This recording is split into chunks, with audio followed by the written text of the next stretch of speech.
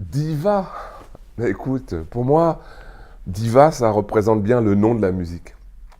Ça incarne la musique, quoi. C'est un, un merveilleux arc-en-ciel cosmique, universel, multicouleur. Je suis un caméléon, moi. Hein. Je suis un peu blanc, un peu noir, tout ce que tu veux. Hein.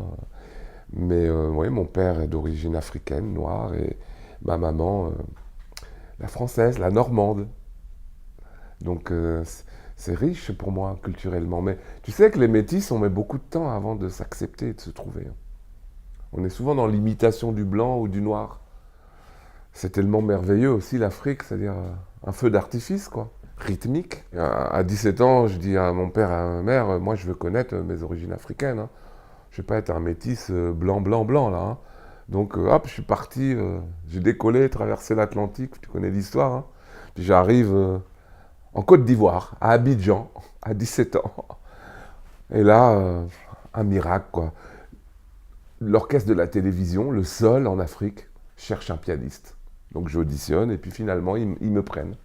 Donc je deviens le pianiste de la RTI, l'orchestre de la RTI, Radio-Télévision Ivoirienne, sous la tutelle, mon cher, du président Houphouët-Boigny de l'époque.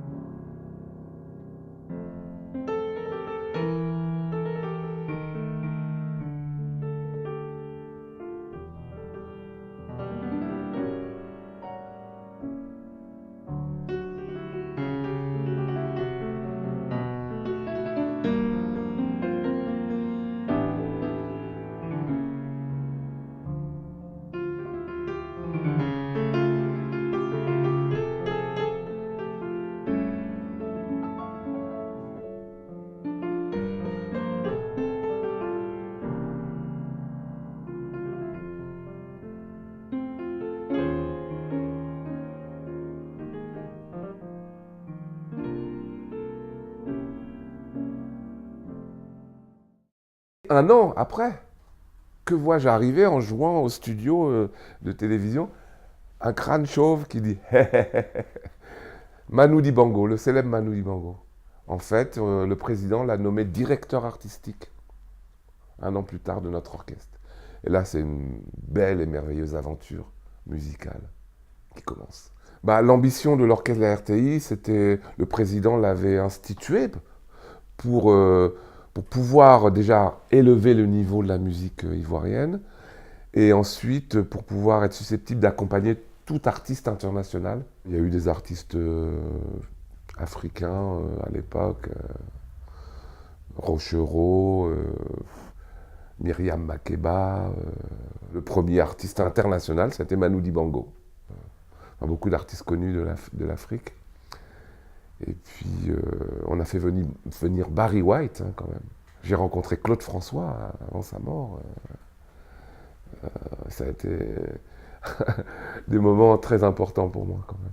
Ah oui, oui, oui, on a fait des tournées de 3 mois. Et aussi, notamment, des groupes californiens, américains.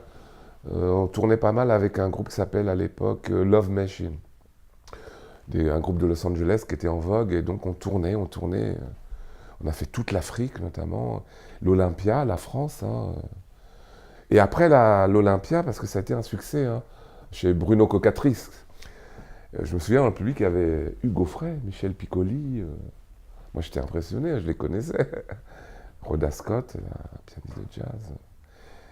Et, euh, et on avait, sur la feuille de route, on devait aller faire un disque avec Bob Marley, figure-toi. Et on devait aller au festival de Berlin. Et en Angleterre, où Manu Dibango était numéro 1 avec Sol, Makossa, Big Blow. C'était une belle époque, quoi. Mais le projet Bob Marley, il y a eu des bâtons dans les roues. On n'a pas pu le faire.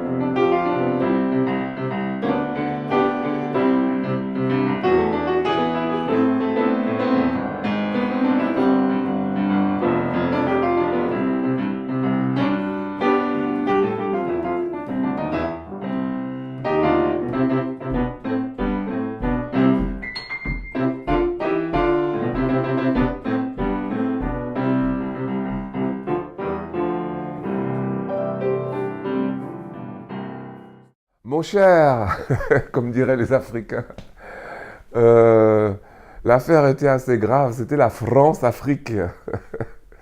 Donc la France-Afrique, et oui, il y a eu pas mal de problèmes, hein, de corruption notamment, hein. Tu sais qu'on était au couronnement de l'empereur Bokassa, bah, c'est pas très reluisant, mais on y était.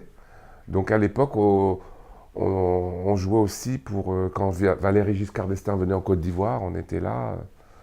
Donc moi j'étais immature, hein. Mais on a refusé d'aller jouer en Afrique du Sud quand même. À l'époque, il y avait l'apartheid, il y avait Mandela. C'était l'espèce de France-Afrique, un château de cartes qui s'est écroulé par la suite, hein, finalement. Mais moi, j'apprenais musicalement. J'étais en apprentissage. Donc je suivais Manu Dibango comme son petit-fils. Des gens en Côte d'Ivoire, ils étaient jaloux de Manu Dibango étant camerounais. On prenait tout le marché, donc les syndicats d'artistes locaux, nationaux, les Ivoiriens se sont plaints un petit peu, donc un peu par peur. Vous savez, un poison dans le verre en Afrique, c'est vite fait, hein. Donc Manu a disparu un beau jour. Et moi, je suis le deuxième à être parti. J'ai prédit l'écroulement de la société, disons, africaine de l'époque. Et je suis parti, je suis rentré en France, je ne savais plus où j'allais. Et finalement, après, tu as bien vu que quelques années après, le pays est tombé, il y a eu la guerre, quoi. J'étais devenu africain. Anuma Simlo Boakelo, commandant Mamba Blukum Fatouache Kekemble. Tu vois, j'arrivais même à parler africain. Là, j'étais entièrement satisfait parce que j'avais pu compléter mes origines. Donc quand je suis revenu en France, bah, il fallait que je réapprenne à redevenir français. J'avais oublié que j'étais français aussi. Donc il a fallu me rééduquer plus rapidement bah, parce que j'avais déjà des repères. Et donc, dans cette rééducation, j'ai voulu reprendre des études de musicologie à la fac, à l'université.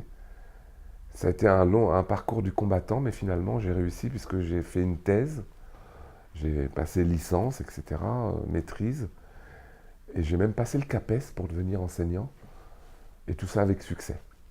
Ça m'a permis de réinvestir l'histoire du patrimoine musical de toutes les civilisations européennes, civilisations hellénistes, latinistes, l'Antiquité, le Moyen-Âge, la Renaissance, le baroque, le classique, le romantisme, jusqu'à la musique contemporaine.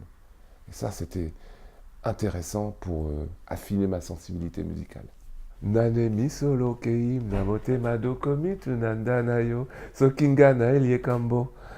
O made na pwena dali pwemeni nako salisayo Afrika mama nangayo.